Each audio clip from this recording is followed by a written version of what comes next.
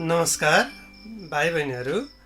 आज पनि म तपाईहरूको सामाजिक अध्ययन विषय शिक्षक प्रदीप पोखरेल उपस्थित भइसकेको छु। भाइ बहिनीहरू, आज पनि हामी नेपालमा सञ्चालित विकास आयोजनाहरू भन्ने पाठ पढ्नेछौँ र त्यस अन्तर्गत हामी नेपालका राष्ट्रिय गौरवका आयोजनाहरूका बारेमा छलफल गर्दैछौँ। त भाइ बहिनीहरू, अघिल्लो कक्षामा हामीले विकास आयोजना भनेको के हो भन्ने विषयमा छलफल गर्यौं। सुव्यवस्थित रूपमा सञ्चालित विकासका कार्यक्रमहरू नै विकास आयोजना हुन् भन्ने निष्कर्ष हामीले निकालेका थियौँ। भाइ बहिनीहरू, विकास आयोजनाहरू भनेका विकासका काम हुन् जुन निश्चित समयमा सम्पन्न गरिन्छन्। सीमित स्रोत र साधनको अधिकतम उपयोग गर्ने गरेको योजना निर्माण गरिएको हुन्छ भन्ने विषयमा हामीले अगाडि नै छलफल गरिसकेका छौँ। भाइ बहिनीहरू, त्यस्तै गरी हामीले राष्ट्रिय गौरवका आयोजना राष्ट्रिय स्तरमा बढी महत्त्वका आयोजनाहरू हुन् जसको बढी स्रोत र साधन जसलाई सम्पन्न गर्न बढी स्रोत र साधनको आवश्यकता पर्छ भन्ने विषयमा पनि हामीले छलफल गरेका थियौँ। र राष्ट्रिय गौरवका आयोजनाहरूमध्ये हामीले 3वटा आयोजनाहरूका बारेमा पनि पढ्यौँ। भाइ बहिनीहरू, त्यस अन्तर्गत हामीले राष्ट्रपति चुरे संरक्षण कार्यक्रम, पोखरा क्षेत्रीय अन्तर्राष्ट्रिय विमानस्थल आयोजना र बुढी गण्डकी जलविद्युत आयोजनाका बारेमा हामीले छलफल गर्यौं। र भाइ बहिनीहरू, आज भने हामी मध्य पहाडी लोकमार्ग, जसलाई पुष्पलाल मार्ग पनि भनिन्छ, त्यसका बारेमा छलफल गर्दै पाठलाई अगाडि बढाउनेछौँ। भाइ बहिनीहरू, मध्य पहाडी लोकमार्गलाई हामी अर्को नामले पुष्पलाल मार्ग भनेर पनि चिन्छौँ। यो मुलुकको पूर्व पश्चिम जोड्ने राजमार्ग हो र यस्तै पूर्व पश्चिम जोड्ने अरू 2वटा राजमार्गहरू पनि छन्, महेन्द्र राजमार्ग र हुलाकी राजमार्ग। यी 2वटा राजमार्गहरू पछिको यो तेस्रो राजमार्ग हो जसले पूर्वदेखि पश्चिमसम्मको नेपालको भूभागलाई जोड्छ। भाइ बहिनीहरू, यो निर्माण सम्पन्न भइसकेपछि यसको कुल लम्बाइ 1776 किलोमिटर रहनेछ। यो राजमार्ग पुष्पलाल मार्ग 5 थरको च्याङथापुदेखि सुरु भएर बैतडीको झुलाघाटसम्म पुग्नेछ।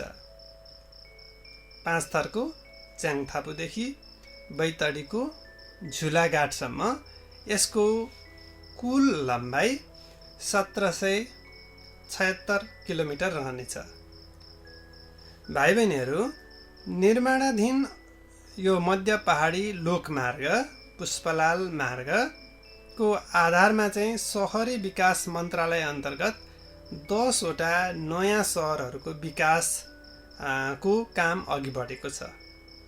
यो राजमार्गले भेटेका 10वटा सहरलाई नयाँ सहरका रूपमा, नयाँ र आधुनिक सहरका रूपमा विकास गर्ने गरी को काम अगाडि बढाइएको छ। त भाइ बहिनीहरू, ती सहरहरूमा चाहिँ ती नवनिर्माण हुने सहरहरूमा चाहिँ 5 थरको फिदिम, तेह्रथुमको बसन्तपुर, सिन्धुलीको खुरकोट, धादिङको बैरेनी, तनहुँको डुम्रे, बागलुङको बुर्तिबाङ, रुकुमको चौरहजारी, दैलेखको राकम, अछामको साँफे बगर, बैतडीको पाटन रहनेछन्। ती 10वटा सहरलाई चाहिँ 1 लाख जनसङ्ख्यासम्म उक्त सहरमा बस्ने गरी व्यवस्थित र सुविधा सम्पन्न सहरका रूपमा विकास गर्ने लक्ष्य सरकारले राखेको छ। भाइ बहिनीहरू, यो आयोजना यो पुष्पलाल राजमार्गको आयोजना चाहिँ 2074 साल बाट आर्थिक वर्ष 2074 सम्ममा पुरा गर्ने लक्ष्य राखिएको थियो।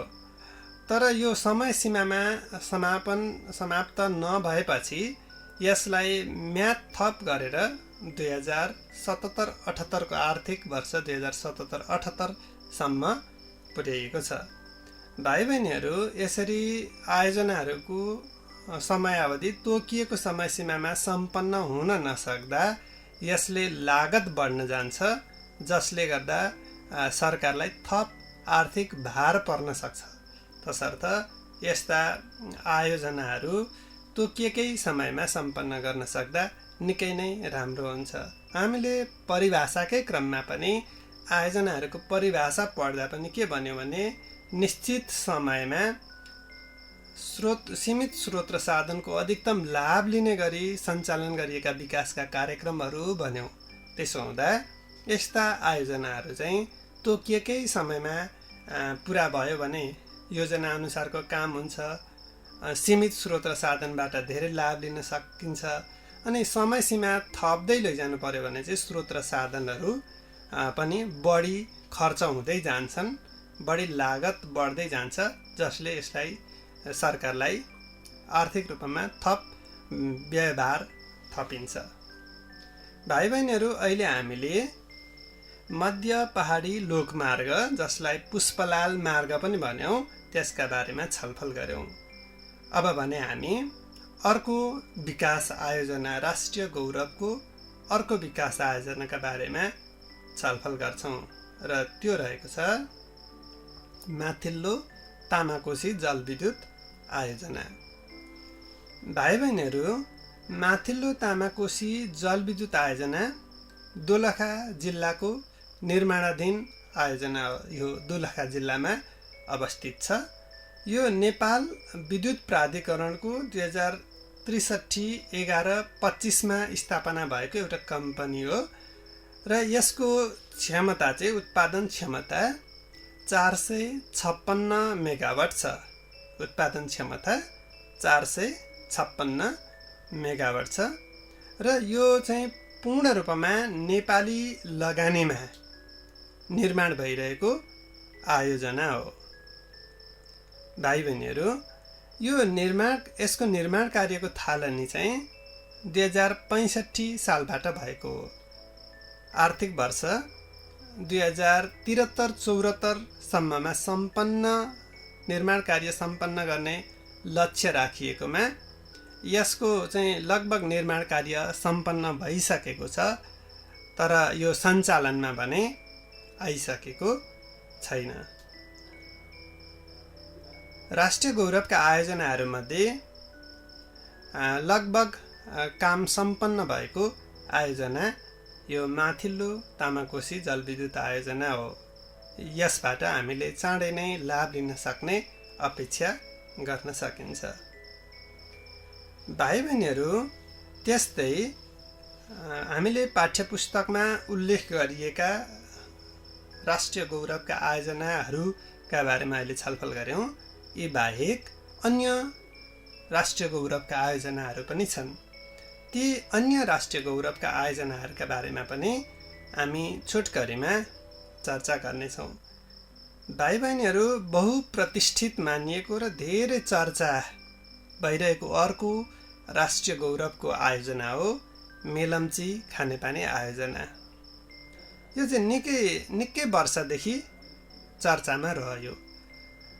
यसको निर्माण कार्यको थालनी चाहिँ 2058-59 बाट सुरु गरेर 2064-65 को आर्थिक वर्षमा सम्पन्न गर्ने भन्ने लक्ष्य राखिएको थियो। तर लक्षित समयमा निर्माण कार्य सम्पन्न भएन र अझै पनि यसको निर्माण कार्य सम्पन्न भएको छैन। भाइ बहिनीहरू, यो आयोजनाबाट काठमाडौँमा रहेको पानीको काकाकुललाई मेलम्ची खोलाको पानी ल्याएर चाहिँ पुरा गर्ने लक्ष्य राखिएको छ र यो निर्माणको कार्य भइरहेको छ। पछिल्लो समय यसमा प्राविधिक समस्या आएको कारणले दुर्घटना समेत भएका कारणले गर्दा यसको निर्माण सम्पन्न हुने काम केही समय लाग्न सक्ने अनुमान गर्न सकिन्छ। भाइ बहिनीहरू, त्यस्तै अर्को विकासको आयोजना, राष्ट्रिय गौरवको आयोजना हो निजगढ अन्तर्राष्ट्रिय विमानस्थल। भाइ बहिनीहरू, यो बारा जिल्लाको निजगढमा अवस्थित रहने यो अन्तर्राष्ट्रिय विमानस्थल 2071-72बाट निर्माण कार्य सुरु गरी 2078-79 सम्ममा सम्पन्न गर्ने लक्ष्य राखिएको थियो, तर यसको निर्माण कार्यको थालनी समेत भएको छैन। भाइ बहिनीहरू, यो विमानस्थल निर्माण गर्न 3 अर्ब 3 खर्ब 80 अर्बको लागत अनुमान गरिएको छ।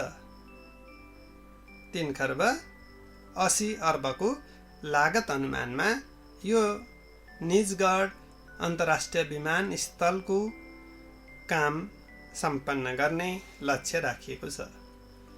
त्यस्तै गरी अर्को राष्ट्रिय गौरवको आयोजना हो काठमाडौँ तराई द्रुत मार्ग। भाइ बहिनीहरू, यो पनि निकै चर्चामा रहेको राष्ट्रिय गौरवको आयोजना हो।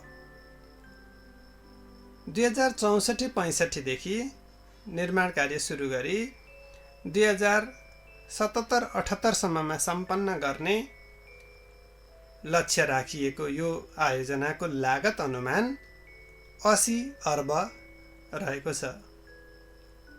भाइ बहिनीहरू, यसको निर्माण गर्ने काम नेपाली सेनाले गरिरहेको छ। त्यस्तै गरी अर्को राष्ट्रिय गौरवको आयोजना हो रेलवे तथा मेट्रो विकास आयोजना।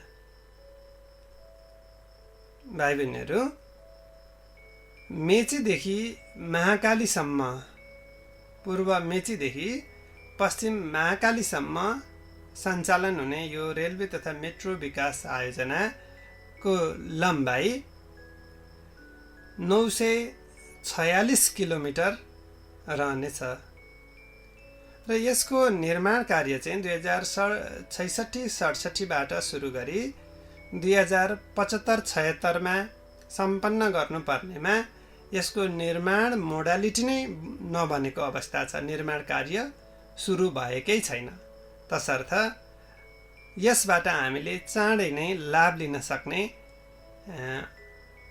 सम्भावना पनि कमै छ।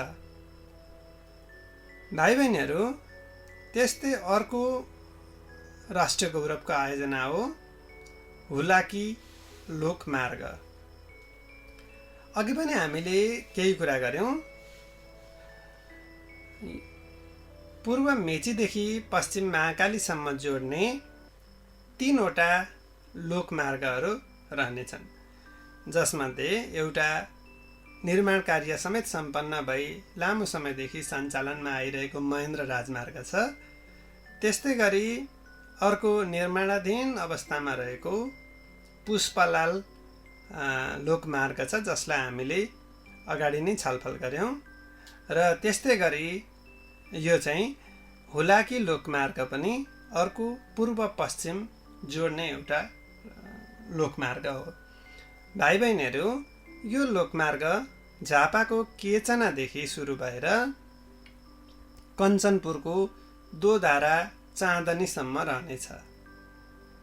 भाइ बहिनीहरू, यो हुलाकी लोकमार्गको निर्माण कार्य चाहिँ 2074-75 को आर्थिक वर्षसम्ममा सम्पन्न गर्ने लक्ष्य राखिएकोमा उक्त निर्माणको काम सम्पन्न हुन नसकेपछि यसको म्याद समयावधि संशोधन गरी 2077-78 सम्ममा सम्पन्न गर्ने लक्ष्य राखिएको छ। त्यस्तै गरी अर्को आयोजनामा चाहिँ हामी कोशी लोकमार्गलाई लिन्छौँ। भाइ बहिनीहरू, यो कोशी लोकमार्ग तेह्रथुम जिल्लाको बसन्तपुरदेखि सङ्खुवासभाको किमाथाङकासम्म जोड्ने लोकमार्ग हो। 2065-66 देखि 2069-70 सम्ममा निर्माण कार्य सम्पन्न गर्ने लक्ष्य राखिएकोमा यसको निर्माण कार्य सम्पन्न हुन नसकेपछि यसलाई पनि यसको समयावधिलाई संशोधित गरी आर्थिक वर्ष 2077-78 सम्ममा सम्पन्न गर्ने लक्ष्य राखिएको छ। भाइ बहिनीहरू, यस्तै कोरिडोरको रूपमा रहेका अरू दुईटा लोकमार्गहरू पनि छन्, कालीगण्डकी लोकमार्ग र कर्णाली लोकमार्ग। यी पनि राष्ट्रिय गौरवका आयोजना अन्तर्गत पर्छन्। कालीगण्डकी कोरिडोरको पनि निर्माण कार्य 2065-66 बाट सुरु गरी 69-70 यो कोशी लोकमार्गकै जस्तो सोही समयावधिमा सम्पन्न गर्ने लक्ष्य राखिएकोमा यो पनि सम्पन्न हुन सकेन। तसर्थ यसलाई संशोधन गरी 2078-79 सम्ममा कालीगण्डकी कोरिडोर निर्माणको काम सम्पन्न गर्ने लक्ष्य राखिएको छ। त्यस्तै अर्को कोरिडोर हो कर्णाली कोरिडोर, कर्णाली लोकमार्ग। यसको पनि 2065-66 देखि सुरु गरी 69-70 सम्ममा निर्माण कार्य सम्पन्न गर्ने लक्ष्य राखिएकोमा सम्पन्न हुन नसकेपछि यसलाई पनि समयावधि थप गरी 2079-80 सम्ममा सम्पन्न गर्ने लक्ष्य राखिएको छ। भाइ बहिनीहरू, यी तीनैवटा लोकमार्गहरूको कोरिडोरहरूको निर्माण भइसकेपछि यसले उक्त क्षेत्रका मानिसहरूको जीवनस्तरमा सुधार गर्ने र जीवनयापनलाई सहज बनाउने अपेक्षा गरिएको छ। त्यस्तै गरी अर्को राष्ट्रिय गौरवको आयोजनाका बारेमा पनि छलफल गरौँ। अर्को राष्ट्रिय गौरवको आयोजना चाहिँ लुम्बिनी क्षेत्र विकास आयोजना हो। भाइ बहिनीहरू, लुम्बिनी क्षेत्रलाई, बुद्धको जन्मस्थल लुम्बिनी क्षेत्रलाई उत्कृष्ट पर्यटकीय गन्तव्य बनाउने र त्यहाँको सम्पदाहरूको संरक्षण र सम्वर्धन गर्ने लक्ष्यका साथ यो आयोजना सञ्चालन गरिएकोमा यसको 80% काम सम्पन्न भइसकेको छ र निर्माणको काम भइरहेको छ। त्यस्तै गरी यस्तै सांस्कृतिक सम्पदाहरूको संरक्षण र सम्वर्धन गर्ने उद्देश्यसहित अर्को क्षेत्र विकास आयोजना पनि छ, पशुपति क्षेत्र विकास आयोजना। यसको गुरु योजना निर्माणको काम सम्पन्न भइसकेको छ र योजना अनुसारका विकासका कार्यहरूको पनि थालनी भएको पाइन्छ। भाइ बहिनीहरू, त्यस्तै यो कृषि तथा सिँचाइ अन्तर्गत पनि अर्को एउटा गौरवको आयोजना छ, सिक्टा सिँचाइ आयोजना। यो आयोजना बाँके जिल्लामा अवस्थित छ र यो आयोजनाले अर्थात् सिक्टा सिँचाइ आयोजनाले बाँके जिल्लाको 43,000 हेक्टर जमिनलाई सिंचित गर्नेछ।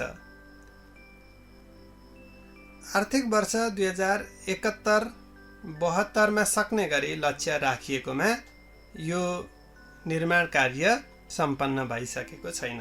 भाइ बहिनीहरू, निर्माण गर्ने क्रममा बनिसकेको बाँध समेत भत्किएपछि यसमा समस्या आएको छ। त्यस्तै सिँचाइ अन्तर्गतकै अर्को आयोजना पनि रहेको छ भाइ बहिनीहरू, र अर्को आयोजना चाहिँ बबई सिँचाइ आयोजना हो। यो बर्दिया जिल्लामा अवस्थित छ र बर्दिया जिल्लाको 36,000 हेक्टर कृषियोग्य भूमिलाई सिँचाइ गर्ने लक्ष्यसहित यो आयोजना सञ्चालनमा ल्याइएको छ, निर्माण कार्य सुरु गरिएको छ। र यसले 2071-72 सम्ममा सक्ने लक्ष्य लिएको थियो। यो निर्माण कार्य सम्पन्न भएको छैन र यसलाई पनि यसको समय सीमा थप गरी आर्थिक वर्ष 2078-79 सम्ममा सम्पन्न गर्ने लक्ष्य लिएको छ। यसको निर्माणको काम निकै नै ढिला छ, कछुवाको गतिमा काम भइरहेको अवस्था छ। त्यस्तै गरी रानी जमरा कुलरिया सिँचाइ आयोजना पनि राष्ट्रिय गौरवको अर्को एउटा आयोजना हो। भाइ बहिनीहरू, यो आयोजना रानी जमरा कुलरिया आयोजना कैलाली जिल्लामा अवस्थित छ। यसले कैलाली जिल्लाको 38,000 हेक्टर क्षेत्रलाई सिंचित गर्ने लक्ष्य लिएको छ।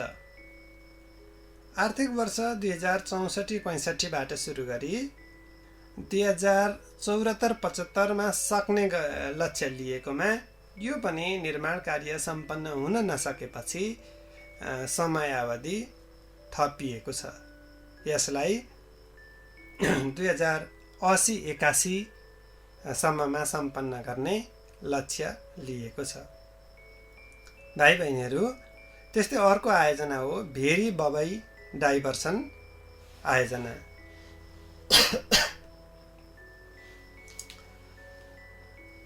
भेरी बबई डाइभर्सन बहुउद्देश्य आयोजना यो बाँके र बर्दिया जिल्लामा अवस्थित छ र 51,000 हेक्टर जमिनलाई यसले सिंचित गर्नेछ। साथै यसबाट विद्युत समेत उत्पादन हुनेछ। 48 मेगावाट जलविद्युत उत्पादन गरिनेछ। यसमा चाहिँ दुईवटा कामहरू हुनेछन्। एकातिर सिँचाइ सुविधा पनि प्राप्त हुनेछ, अर्कोतिर चाहिँ जलविद्युत समेत उत्पादन हुनेछ। त्यसो हुँदा यसलाई बहुउद्देश्य आयोजनाका रूपमा लिएको छ। भाइ बहिनीहरू, यसको निर्माण कार्य भइरहेको छ, तर राष्ट्रिय गौरवका आयोजनाका रूपमा जुन गतिमा विकास हुनुपर्ने हो त्यो गतिमा विकास भएको छैन। सन्तोष गर्ने ठाउँ छैन। त्यस्तै गरी अर्को आयोजना चाहिँ पश्चिम सेती आयोजना हो। भाइ बहिनीहरू, 750 मेगावाट विद्युत उत्पादन गर्ने लक्ष्य लिएको यो पश्चिम सेती आयोजनाको चाहिँ निर्माणको काम सुरु नै भएको छैन। अहिलेसम्म हामीले राष्ट्रिय गौरवका आयोजनाहरूको अवस्थाका बारेमा हेऱ्यौँ, छलफल गऱ्यौँ। त भाइ बहिनीहरू, अहिलेसम्म जे जति राष्ट्रिय गौरवका आयोजनाहरू छन् ती आयोजनाहरूमा हामीले सन्तोषजनक रूपमा काम भइरहेको कमै मात्रै पायौँ। र अघि पनि के विषयमा छलफल गऱ्यौँ भने यसरी राष्ट्रिय गौरवका आयोजनाहरू चाहिँ तोकिएको समयमा सम्पन्न गर्न सकिएन भने यसले देशको ढुकुटीमा चाहिँ बढी भार पार्न सक्छ। तसर्थ तोकिएकै समयमा सम्पन्न गर्नुपर्छ भन्ने कुरा हामीले छलफल गरिसक्यौँ। भाइ बहिनीहरू, देशको विकास र समृद्धिमा महत्त्वपूर्ण भूमिका खेल्ने यस्ता ठुला आयोजनामा वर्षौंसम्म प्रगति नभएपछि डाक्टर बाबुराम भट्टराईले आफ्नो सरकारमा हुँदा राष्ट्रिय गौरवका आयोजना नाम दिएर यी कार्यहरूलाई प्राथमिकतामा राखेका थिए। तर हामीले अहिले सरसर्ती हेर्दै गर्दा यस्ता राष्ट्रिय महत्त्वका यस्ता अधिकांश आयोजनाहरूको प्रगति भने सन्तोषजनक देखेनौँ। तसर्थ नेपालमा यस्ता विकास आयोजनाहरूको काम, जुनसुकै विकासका कामहरू चाहिँ योजनाबद्ध रूपमा गर्नुपर्ने र तोकिएकै समयमा गर्नुपर्ने देखिन्छ। भाइ बहिनीहरू, आज हामीले अहिलेसम्म छलफल गरेका विषयवस्तुहरूलाई हामी छोटकरीमा पुनरावृत्ति गरौँ। हामीले आज छलफल गरेका विषयवस्तुहरू चाहिँ मध्य पहाडी लोकमार्गदेखि छलफल गऱ्यौँ हामीले। मध्य पहाडी लोकमार्ग चाहिँ पूर्व पश्चिम जोड्ने राजमार्ग र यसको लम्बाइ 1776 किलोमिटर रहने र यो बाटोमा पर्ने यो लोकमार्गमा पर्ने 10वटा ठाउँहरूलाई नयाँ सहरका रूपमा विकास गर्ने लक्ष्य सहितका कुराहरूमा छलफल गऱ्यौँ। त्यस्तै गरी हामीले माथिल्लो तामाकोशी जलविद्युत आयोजना का बारेमा पनि छलफल गऱ्यौँ र यसको चाहिँ 99% भन्दा बढी काम भइसकेको तर सञ्चालनमा नआइसकेको कुरा पनि हामीले छलफल गऱ्यौँ। त्यसै गरी मेलम्ची खानेपानी आयोजना धेरै चर्चा भएको र लामो समय निर्माण कार्य भइरहेको भए पनि सञ्चालनमा आइ नसकेको कुरा पनि हामीले छलफल गऱ्यौँ। त्यसै गरी निजगढ अन्तर्राष्ट्रिय विमानस्थल को चाहिँ निर्माणको काम सुरु नै नभएको पनि हामीले जानकारी लियौँ। त्यस्तै गरी काठमाडौँ तराई द्रुत मार्ग चाहिँ नेपाली सेनाले निर्माणको काम गरिरहेको भन्ने विषयमा पनि चर्चा गऱ्यौँ। त्यस्तै रेलवे तथा मेट्रो विकास आयोजनाको काम पनि यो मेची महाकालीसम्म 946 किलोमिटर जोड्ने रेलमार्ग हुने भए तापनि यो निर्माणको काम नै सुरु नभएको, मोडालिटी नै नबनेको कुरा पनि हामीले जानकारी लियौँ। त्यस्तै गरी भाइ बहिनीहरू हुलाकी लोकमार्ग चाहिँ झापाको केचनादेखि कञ्चनपुरको दोधारा चाँदनीसम्म रहने र यसको निर्माणको काम भइरहेको पनि हामीले चाहिँ चर्चा गऱ्यौँ। त्यसै गरी कोशी कालीगण्डकी र कर्णाली लोकमार्गका रूपमा पनि कामहरू भइरहेको, सन्तोष गर्ने ठाउँ नभएको पनि हामीले छलफल गऱ्यौँ। त्यस्तै गरी भाइ बहिनीहरू सांस्कृतिक सम्पदाहरूको संरक्षण सम्वर्धन गर्ने उद्देश्यसहित लुम्बिनी क्षेत्र विकास आयोजना र पशुपति क्षेत्र विकास आयोजनाका बारेमा पनि हामीले छलफल गऱ्यौँ। लुम्बिनी क्षेत्र विकास आयोजनाको 80% भन्दा बढी काम सम्पन्न भएको र पशुपति क्षेत्र विकासको चाहिँ भर्खर निर्माण कार्य सुरु भएको भन्ने विषयमा पनि हामीले छलफल गऱ्यौँ। त्यस्तै गरी भाइ बहिनीहरू सिक्टा सिँचाइ आयोजना, बबई सिँचाइ आयोजना र रानी जमरा कुलरिया सिँचाइ आयोजनाका बारेमा पनि हामीले छलफल गऱ्यौँ। यी सबै आयोजनाहरूको निर्माणको काम चाहिँ कछुवाकै गतिमा भएको पनि चर्चा गऱ्यौँ। त्यसै गरी भेरी बबई डाइभर्सन बहुउद्देश्य आयोजना, यसमा चाहिँ यसभित्रै दुईवटा आयोजना रहे।